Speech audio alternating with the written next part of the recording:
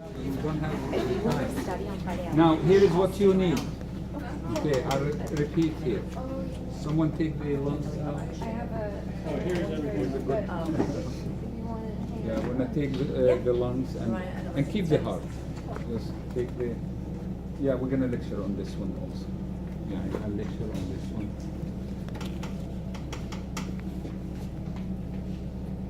Is that good? Yeah.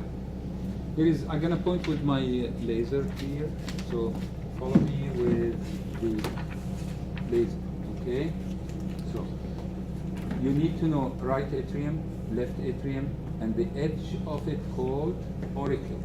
So this is the right auricle of right atrium. This is the left auricle of left atrium. Now this is the right coronary. You see it? And goes all the way. Give me the marginal branch. And then continue in the back. And give me what? Posterior interventricular. I'm gonna show it to you in a while. The left coronary, as soon as it comes from the aorta, it divides immediately.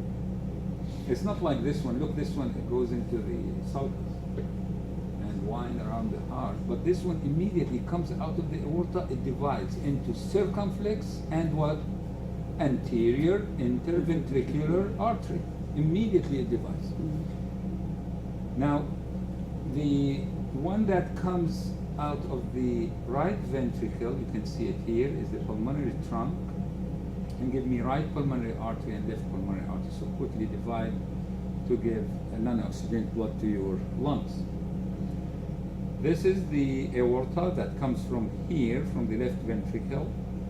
And again, I said there are three branches. Look, 1, 2, 3. Those are next to each other. You can see them from the back. So the first one is brachiocephalic, the second one is left common carotid, and the third one is left subclavian. Then this one continue, give me right common carotid, and what? Right subclavian, because we said those are missing, but they're gonna come from this. So this one and this one, branches of brachiocephalic, because we're missing the two on the right. But those, they continue direct from the aortic arch. Any question up to here? Good. Apex, also required for you to know it. Superior vena cava and the two veins that makes superior vena cava. Who named those? Brachiocephalic, right and left. The two brachiocephalics makes you superior vena cava. Bring blood from here, from the jugular, remember, and subclavian vein. So the jugular and subclavian makes the brachiocephalic. Same thing from the other side. So right and left brachiocephalic joined together, make one single vein, biggest vein called superior vena cava, end up in the right atrium. So any question from the outside? Now we can do outside from the back.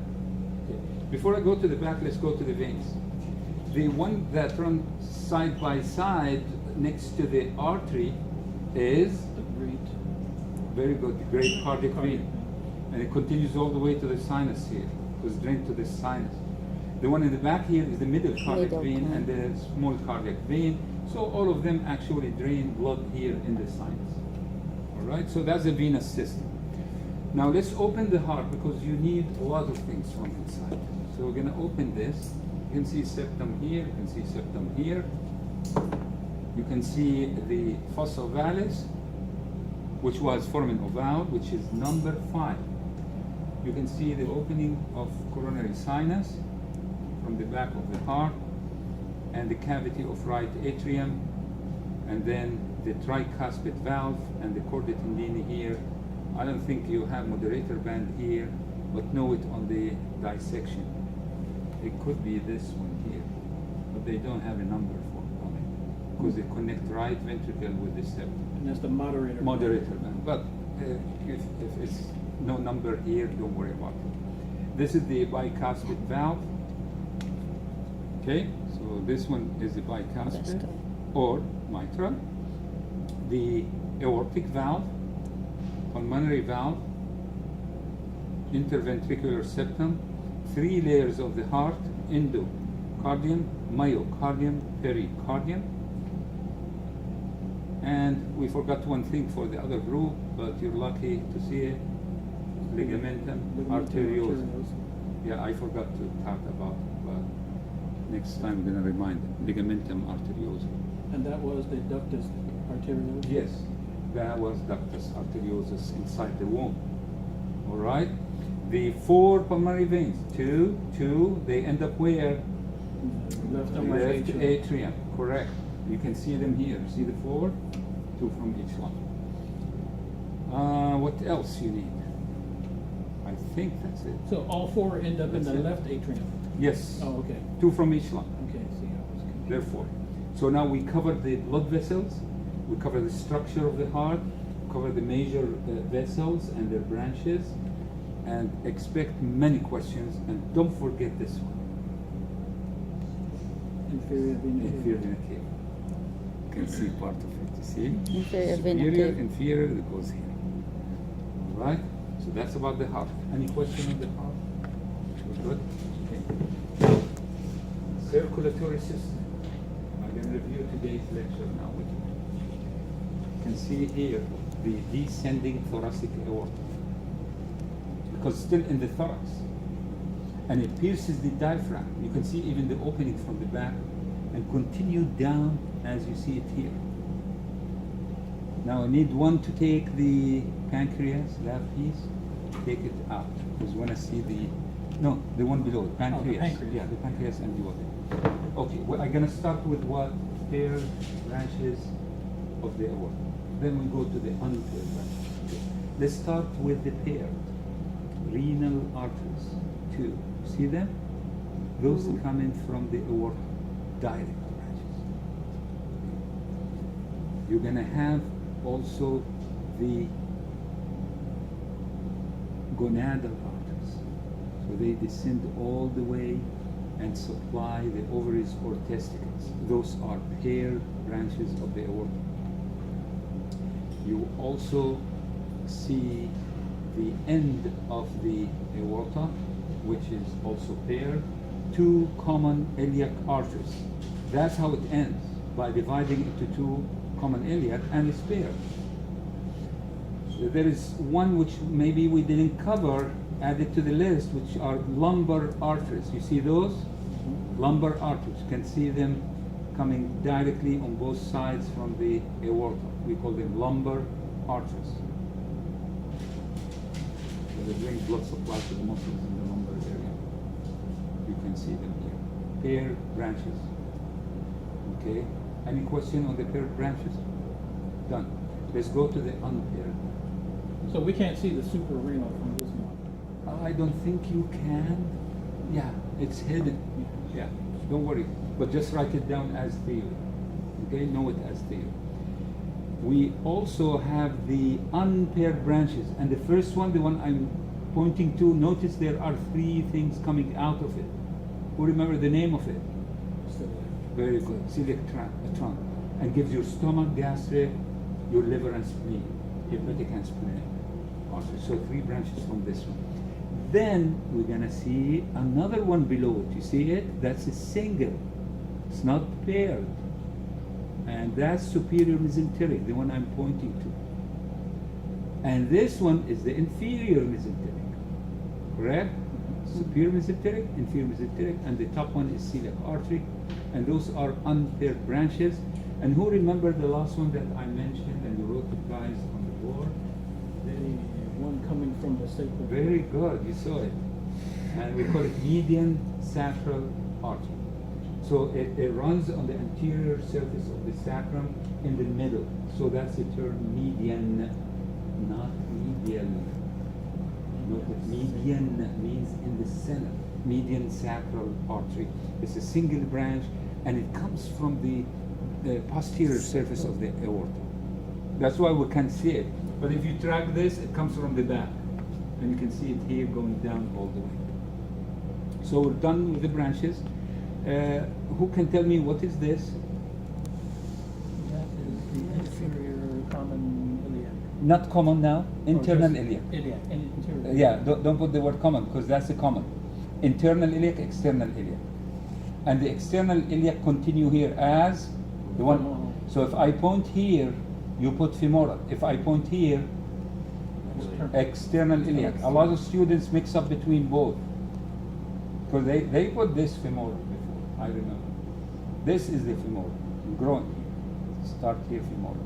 You can see the femoral lymph nodes over here, and you can see the femoral vein next to it. Correct? You see that vein, blue color next to it. That's femoral vein. And in fact, this is femoral saphenous vein because you bring blood from here and end up in femoral vein, but this is saphenous vein. That's But the it's great- not required. That's the great saphenous? Great saphenous, yeah. That's the one we use it actually for cardiac bypass surgery. So they take a graft from it. Okay, so it's autograft from your own tissues, and they do cardiac bypass surgery if it's needed. Anything we left? You can see renal veins, since we talked about inferior vena cava. Both renal veins, you should know them also because those are major branches of the inferior vena cava.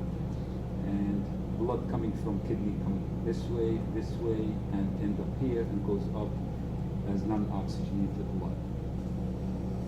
Okay, now liver. Since I talked about the liver, I'm going to cover it. I know it will be repeated for you in digestive, but today we mentioned the liver, so let's cover it. Liver, it has right lobe and left lobe. See it? The right lobe always bigger, so that's the right lobe, that's the left lobe. And if I go to the back of the liver, posterior, you can see the gallbladder hidden in blue. The major vein here is the inferior vena cava, and then you can see a big opening. See it? That's the porta hepatis. And I said a big vein enter it, known as that's the portal hepatic vein. All right, and then the three structures. That's one of them only.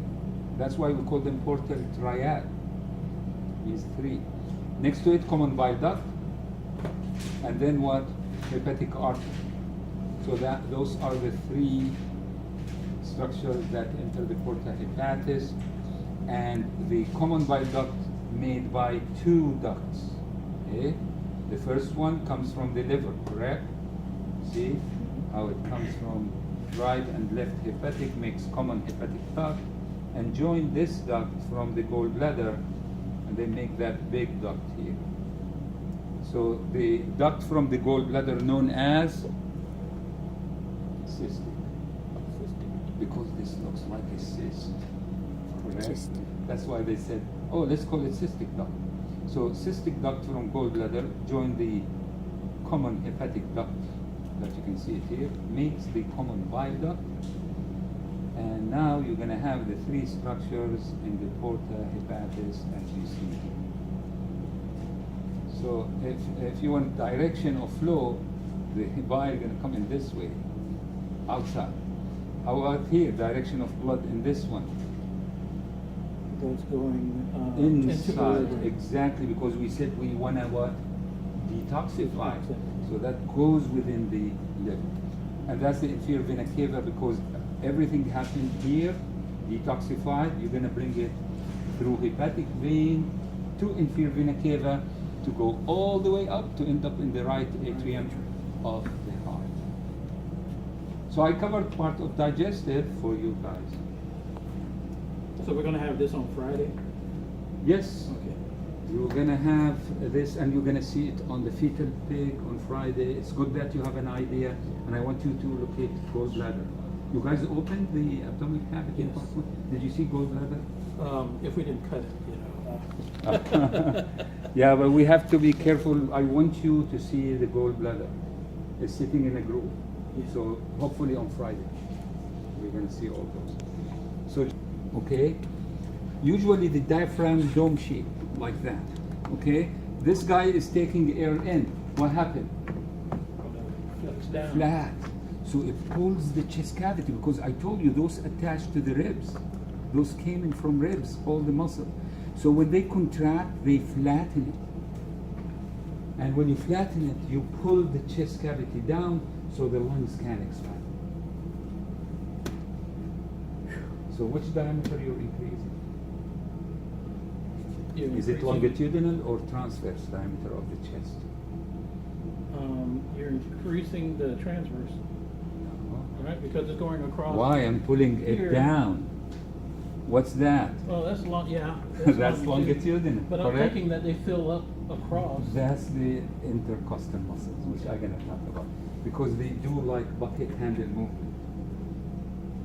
I see. So that's they the just- transverse. So they swing.